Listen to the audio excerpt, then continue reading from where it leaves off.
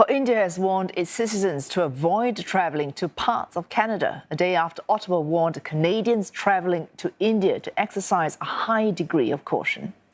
It's the latest tit-for-tat move in an escalating diplomatic row.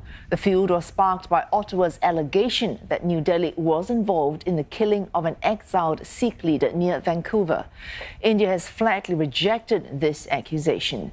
Following the news, both countries expelled senior diplomats, worsening an already fractured bilateral relationship. And for more on this, Rebecca Bundan joins us live from Mumbai. Rebecca, we've seen reports that Canada's allegations were actually circulating among allies and Prime Minister Modi's government for weeks before it was announced. Has this been confirmed in other sources?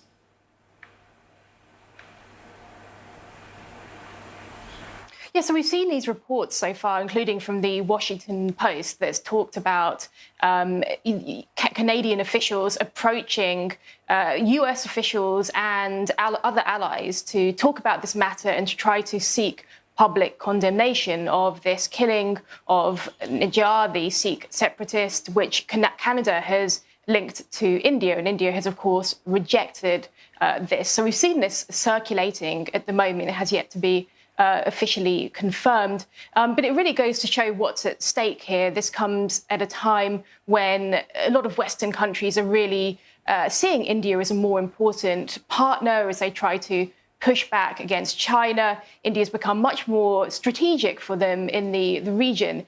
And there are these concerns that analysts have raised that with this row so far, which has really been limited to being between Canada and India, this diplomatic row, that it could spill over into other international relations. And that's proving to be a growing concern as this row only continues and escalates.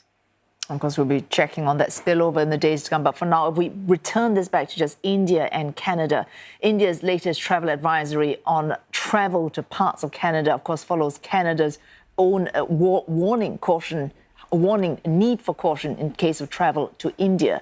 What sorts of tit-for-tat measures might we see in the days ahead?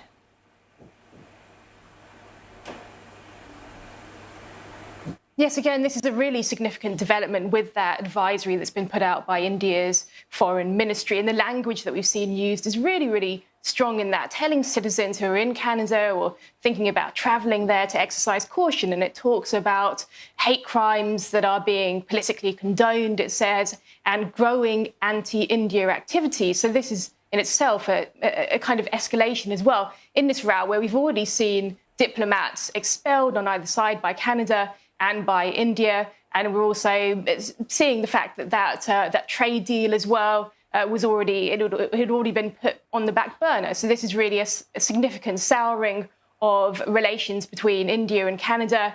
And there is the concern now that that is something that could continue. There might be more tit for tat, and it is something that could escalate as we see these developments continuing to come through. Well, thanks, Rebecca Bundan reporting live from Mumbai.